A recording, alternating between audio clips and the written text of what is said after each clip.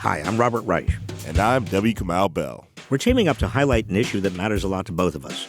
It starts with what you might call a tale of two tickets. Say you happen to be going for a drive in Oakland and your car has a broken taillight. You see the flashing blue lights and your heart drops. Oh, no, you think, I'm going to get a ticket. Oh, come on, Robert. You aren't going to get a ticket. You're a white former Secretary of Labor. I'm a 6'4" black guy. I'm going to get a ticket. Well, 6'4". Gentle giant. You're too tall. That's why this is called a tale of two tickets. You can have a radically different experience with getting pulled over depending on your skin color. Number one, you're more likely to get pulled over if you're black. No surprise. In 2017 in Oakland, California, out of the almost 97,000 black people who live here, more than 19,000 got pulled over. But of the more than 116,000 white people who live here, more and more moving in every day, only a few over 2,800 were pulled over. That means you're 10 times more likely to get pulled over for driving while black. Number two, when you get pulled over, if you're black, the officer is more likely to speak to you disrespectfully. You are much more likely to be searched, handcuffed, arrested, poked, prodded, and prosecuted. And almost all of what are called use of force incidents are against black people. You know, it's not just the likelihood of being pulled over, it's also the consequences.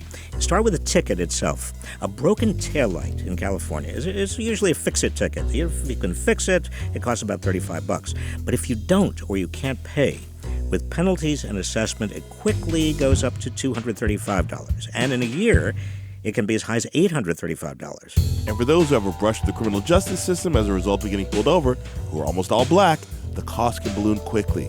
A so-called free public defender costs around $500. If you're convicted and put on probation, you'll get a bill for over $6,000 just to cover those costs. These fines and fees can easily put a family into debt, especially if you're black.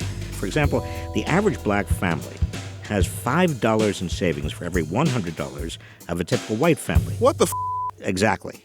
With the debt comes the risk of being hounded by predatory debt collectors. Also, the arrest and conviction can result in the loss of a job and make it harder to get another one. If you're on probation for a prior offense, failing to pay the debt can put you back in prison. In a tragic irony, it can also put pressure on an individual to commit a crime just to pay the debt. This is what people politely call a cascade of consequences. And what I impolitely call a cascade of on poor communities generally and communities of color in particular. It's known academically as the criminalization of poverty, and it has to be stopped. Okay, you say, that sucks if you're poor and black, but I'm rich and white.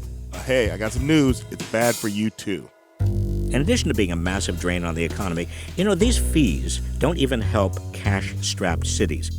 Uncollected court debt for traffic and criminal offenses totaled $12.3 billion in 2016 in California alone.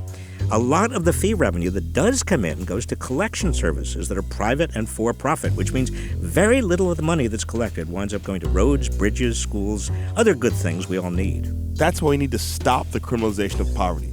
Have you heard of win-win? Well, this is lose-lose, non-win. It sucks. It's bad for everybody. Bad for poor people, bad for the social fabric. Doesn't even help the bottom line for government. Our home state of California is helping to lead the charge to stop the criminalization of poverty. Go to cadebtjustice.org for more information. Go. Don't just watch the video. Go.